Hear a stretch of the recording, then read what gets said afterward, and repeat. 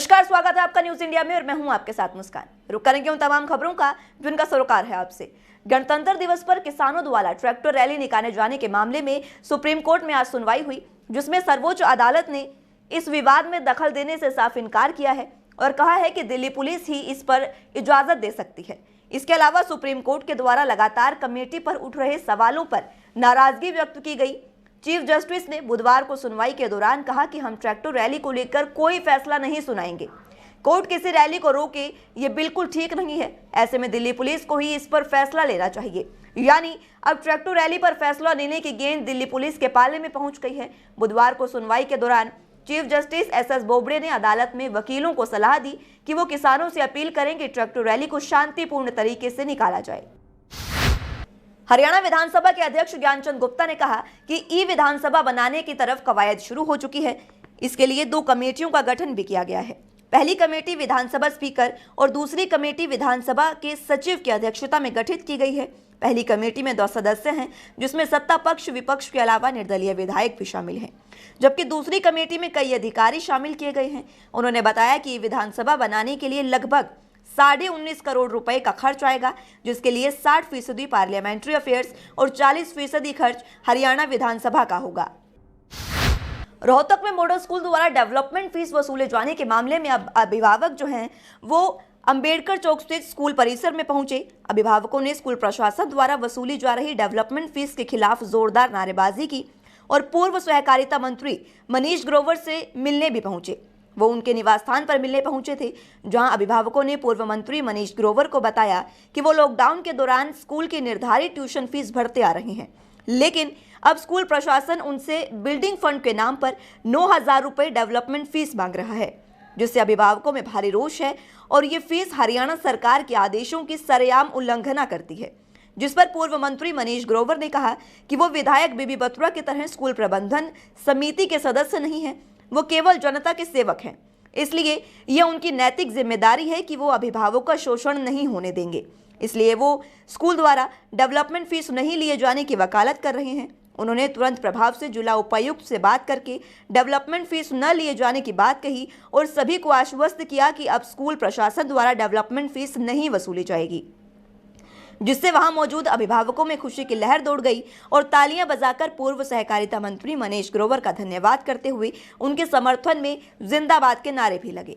Actually बात ये थी कि डेवलपमेंटल फीस को लेके, ट्यूशन फीस तो देखो हम सब ने टाइम टू टाइम पे कर रखे हैं, चलो, बट स्कूल की तरफ से एक ये और आ रहा था कि बिल्डिंग फंड, डेवलपमेंटल फंड के नाम से हमें फीस भरने के लिए कहा गया था। देखो, जब हमारे बच्चों ने स्कूल यूज़ किया ही नहीं है और जबकि सरकार ने भी ये कह रखा था कि भाई लॉकडाउन के दौरान की जो डेवलपमेंटल फीस है वो ना ली जाए, वो फिर भी ली जा रही थी। बच्चों के स्कूल से नाम वगैरह कट कर रहे थे। तो अब हम यहाँ आए हुए हैं मिस्टर मनीष ग्रोवर जी के यहाँ पे, हमें ये कहा गया है, हमें आश्वासन दिया गया है कि फ़ीस नहीं लेनी है। नमस्कार दोस्तों, आप देख रहे हैं न्यूज़ इंडिया और मैं हूं आपके साथ विनीत। आज मॉडल स्कूल का अभिभावक जो है आज पूर्व मंत्री मनीष जी ग्रोवर से मिले थे। 9,000 रुपये डेवलपमेंट चार्जेस बढ़ाने का एक मामला था, इनसे मिले हैं। मनीष जी हमारे साथ हैं। मनीष जी, हाँ, कुछ बच्चों के पेरेंट्स मेरे पास मॉडल स्कूल की डेवलपमेंट चार्ज की शिकायत लेकर आए हैं। तो मैंने उपायुक्त महोदय और जिला अधिकारी एजुकेशन उन दोनों से बात की है कि ये डेवलपमेंट चार्ज नहीं लिए जाएं। तो उन्होंने कहा हम अधिकारियों को, मॉडल स्कूल के जो प्रिंसिपल है उनको हम आदेश दे देंगे कि इनका चार्ज ना किया जाए, और मैं भी पक्ष में हूँ कि इनका चार्ज ना लें। इसी मुद्दे को लेकर हमारे संवाददाता विनीत गर्ग ने उपायुक्त कैप्टन मनोज कुमार से बातचीत की। क्या कुछ बातचीत में रहा, सुनिए। मॉडल स्कूल के 9,000 रुपये डेवलपमेंट चार्ज के मामले को लेकर आज लोग, अभिभावक जो थे वो पूर्व मंत्री मनीष जी ग्रोवर से मिले थे और आज हमारे साथ इस मामले पर बने हुए हैं रोहतक के डीसी। इनसे करते हैं बातचीत। जी सर।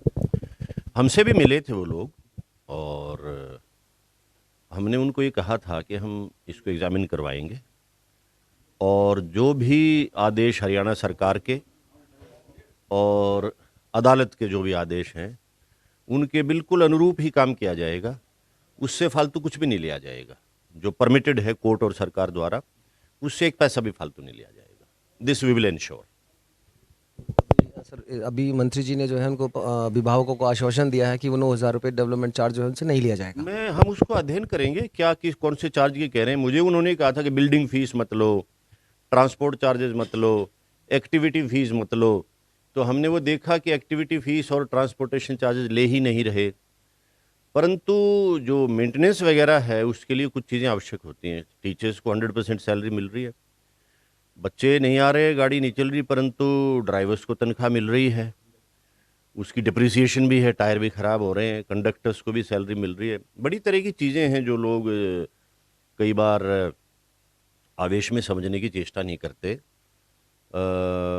परंतु ये जो बंदिशें थी इस तरह की, वो लॉकडाउन के दौरान के लिए लागू ज़्यादातर थी, और हर आदेश जो चाहे गवर्नमेंट का था चाहे किसी भी कोर्ट का था, वो लॉकडाउन पीरियड के लिए था। अभी मई के बाद अनलॉक की प्रक्रिया शुरू हो गई थी, मई में ही शुरू हो गई थी, मिड मई में, और अनलॉक 5 के साथ ही वो सब कुछ सितंबर से पूरे देश में खुल चुका है। स्कूल भी खुल गए हैं, जिनकी इच्छा है वो बच्चे आ सकते हैं, कोई पाबंदी नहीं है किसी के ऊपर, कंसेंट के साथ, ऑफ कोर्स पेरेंट्स के रिटन कंसेंट के साथ।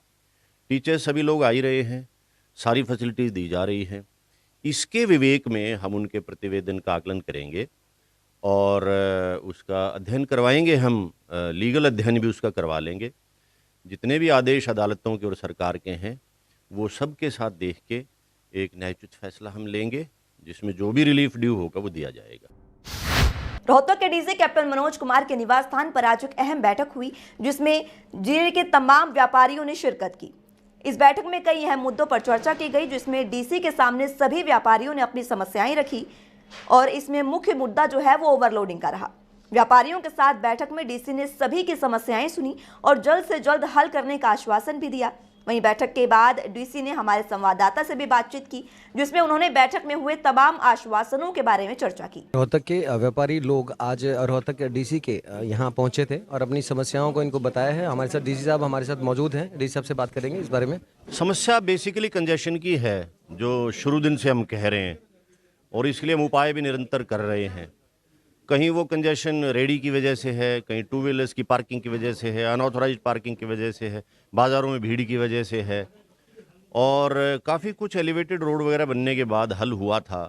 परंतु यदि इसके बावजूद हेवी ट्रैफिक शहर के अंदर आता है, जैसा कि आज का मेन मजमून था मीटिंग का, कि जो माल ढुलाई वाले वाहन हैं, जो रेलवे साइडिंग है गूड्स के लिए, वो हैवी ट्रैफिक आता है तो और ज़्यादा कंजेशन हो जाती है। इसको लाली में शिफ्ट करने का बन गया है जो मांग थी सभी की। और इसके अलावा कुछ पार्किंग वगैरह के लिए भी जैसे सुझाव दिया हमने, पीछे भी 6-7 पार्किंग्स फेस्टिव सीज़न में अलग से बनाई थी, और लोग उसको फिर ज्यों ही वो सीज़न जाता है उसको छोड़ देते हैं लोग।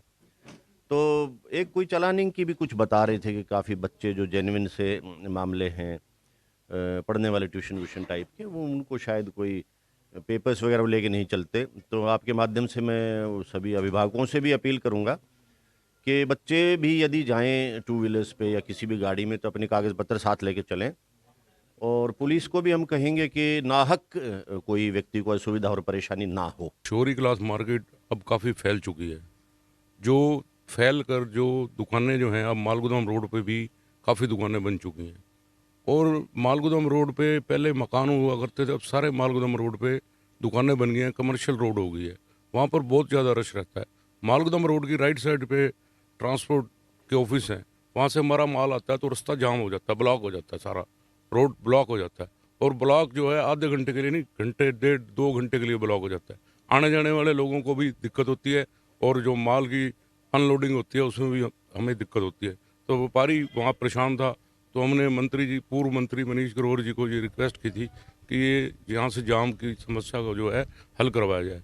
तो उन्होंने हमें सुझाव दिया कि जो यार्ड है लोडिंग अनलोडिंग वाला रेलवे स्टेशन पे, इसको मैं शिफ्ट करवा देता हूँ। ट्रांसपोर्ट नगर में जगह तो दी है, पर अभी वहाँ तक हमारा जो है कुछ बन नहीं रहा। हमारे रेट्स वगैरह ट्रांसपोर्ट नगर तो आज कई साल से हमारे से ले रहे हैं, पूछते हैं, फिर रेट की और उसकी जो है अभी नहीं बन रही बात। वहीं फरीदाबाद में बुधवार को एक परिवार के 3 सदस्यों की जान चली गई है, जिसका कारण जानकर आप भी हैरान रह जाएंगे। दरअसल इनमें पति पत्नी के अलावा 6 साल का बेटा भी शामिल है। मौत की वजह ठंड से बचने की चाह और थोड़ी सी नासमझी रही। कमरे में जलाकर रखी गई अंगीठी के चलते ऑक्सीजन लेवल कम हो गया और कार्बन मोनोऑक्साइड गैस में दम घुटने के चलते आज सुबह तीनों की मौत हो गई है। जहां उनके कमरे में तीनों मृत मिले, पुलिस ने पोस्टमार्टम के लिए अस्पताल उनके शवों को भेज दिया है। घटना सेक्टर 58 थाने की राजीव कॉलोनी की है। मिली जानकारी के अनुसार बिहार के लखीसराय का अमन यहां सुरेश कुमार के घर पर परिवार के साथ किराए पर रहता था। वो सेक्टर 24 स्थित एक निजी कंपनी में नौकरी करता था। बताया जाता है कि मंगलवार रात ठंड होने के कारण ये लोग कमरे में अंगीठी जलाकर सो रहे थे, जहां दम घुटने से तीनों की मौत हो गई है। इस बात का पता चलते ही सुबह मकान मालिक ने यहां पहुंचकर दरवाजा खटखटाया। जब कोई जवाब नहीं आया तो उसके बाद पुलिस को सूचना दी गई। सूचना पर पुलिस ने दरवाजा तोड़ा, जहां पर अंदर तीनों के शव मिले हैं। पुलिस ने तीनों के शवों को पोस्टमार्टम के लिए अस्पताल स्थित मोर्चरी में भिजवा दिया है। साथ ही परिजनों और रिश्तेदारों को घटना की सूचना दे दी गई है, जिसके बाद रोहतक में रहने वाले रिश्तेदार फरीदाबाद के लिए रवाना भी हो गए। हरियाणा के भिवानी की सड़कें इस समय अपनी बदहाली की आंसू रो रही है। दरअसल जिले के वैश्य कॉलेज से लेकर तोशाम बाईपास तक नेशनल हाईवे की हालत खस्ता बनी हुई है। सड़क की हालत इतनी खस्ता है कि सड़कों में गड्ढे हैं या गड्ढों में सड़क, अंदाजा लगाना मुश्किल है। यहाँ दिन प्रतिदिन कोई ना कोई सड़क हादसा होता रहता है। बता दें कि इस नेशनल हाईवे की ये हालत पिछले कई वर्षों से ज्यों की त्यों बनी हुई है, लेकिन संबंधित महकमे का इसकी तरफ कोई ध्यान नहीं है। वहीं स्थानीय लोगों का कहना है कि सड़क की दयनीय स्थिति के कारण यहां से गुजरने वाले राहगीरों को परेशानी का सामना तो करना पड़ता ही है। इसके साथ ही आए दिन ये सड़कें अनेकों हादसों को न्योता दे रही हैं, लेकिन स्थानीय लोगों द्वारा बार बार अपील किए जाने के बाद भी संबंधित महकमे का इसकी तरफ कोई ध्यान नहीं दिया गया है और लगातार लंबे समय से ये समस्या जो कि त्यों बनी हुई है। इसमें बहुत ही एक्सीडेंट हो रहे हैं। रोड को बनाया नहीं जा रहा। अगर रोड को नहीं बना सकते कृपया करके इसमें गड्ढे भर दे, मलबा घेर दे, ताकि आने जाने में बहुत सुविधा हो जाए। अब वो हाथी वाला पुल बन रहा तो वहाँ का बंद कर दिया तो सारे ट्रक वगैरह यहीं से आते हैं, तो पहले आने जाने में बहुत दिक्कत होती है। भाई साहब 2010 बाद में दिक्कत हो रही है। 10-11 साल हो गई और रोड खराब भी रहा है। ये कई सरकार जाली और कई आ नहीं यार, रोज़ गाड़ी एक्सीडेंट हो। जिस तरह आज मेरी क्रेटा गाड़ी एक्सीडेंट हो रही थी, तो रोड की वजह से एक्सीडेंट होने लग रही है। बीच में डिवाइडर दे दिए, सारे फाटक में भरना पड़े हैं। सरकार अपना सुत्ती, खट्टर साहब अपना आराम से सुते रहे। प्रदेश भर में सिखों के 10वें गुरु गोविंद सिंह का जन्मदिन पूरी धूमधाम से मनाया गया। इसी कड़ी में जिले में जगह जगह कार्यक्रमों का आयोजन भी किया गया। रोहतक के गांधीनगर कैंप इलाके के गुरुद्वारे में भी लंगर सेवा का आयोजन किया गया, जिसमें लोगों ने बढ़ चढ़कर हिस्सा लिया। यह कार्यक्रम गुरु नानक सेवा सोसाइटी के प्रधान सरदार जोगिंदर सिंह के द्वारा किया गया, जहां लंगर सेवा चलाई गई और इस लंगर सेवा में लोगों ने बढ़ चढ़कर हिस्सा लिया और लंगर भी चखा। समूह साध संगतां नूं पहले तां धन धन साहिब श्री गुरु गोबिंद सिंह जी के 354वें प्रकाश गुरपुरब ਦੀਆਂ ਲੱਖ ਵਧਾਈਆਂ ਹੋਣ ਜੀ। ਇਹ ਸਾਰਾ ਉਪਰਾਲਾ ਗੁਰਦੁਆਰਾ भाई बहादुर सिंह गांधी कैंप ਦੀ तरफ ਤੋਂ ਹੋ ਰਿਹਾ ਹੈ ਜੀ। ਇਹ ਸਾਰਾ ਪ੍ਰੋਗਰਾਮ कार्यक्रम ਜਿਹੜਾ ਗੁਰਪੁਰਬ ਮਨਾਉਂਦੇ ਆਪਾਂ ਗੁਰੂ ਨਾਨਕ ਸੇਵਾ ਸੁਸਾਇਟੀ ਦੇ ਪ੍ਰਧਾਨ ਸਰਦਾਰ ਜੋਗਿੰਦਰ ਸਿੰਘ ਜੀ ਦੇ ਵੱਲੋਂ ਹੁੰਦਾ ਹੈ ਤੇ ਉਹਨਾਂ ਦੇ ਜਿੰਨੇ ਸੇਵਾਦਾਰ ਹੈਗੇ ਸਹਿਯੋਗ ਕਰਦੇ ਉਹਨਾਂ ਦੇ ਵੱਲੋਂ ਕੀਤਾ ਜਾਂਦਾ ਹੈ ਜੀ। ਹੁਣ ਦੁਪਹਿਰ ਦਾ ਲੰਗਰ ਹੋਇਆ ਜੀ, ਦੀਵਾਨ ਸੱਜੇ ਸੀ, ਉਸ ਤੋਂ ਬਾਅਦ ਲੰਗਰ ਦਾ ਪ੍ਰਸ਼ਾਦ ਵਰਤਾਇਆ ਗਿਆ ਜੀ। ਸਾਧ ਸੰਗਤ ਨੇ ਲੰਗਰ ਛਕਿਆ। ਇਸ ਤੋਂ ਬਾਅਦ ਸਾਡਾ ਸ਼ਾਮ ਦਾ ਦੀਵਾਨ ਹੈਗਾ ਜੀ।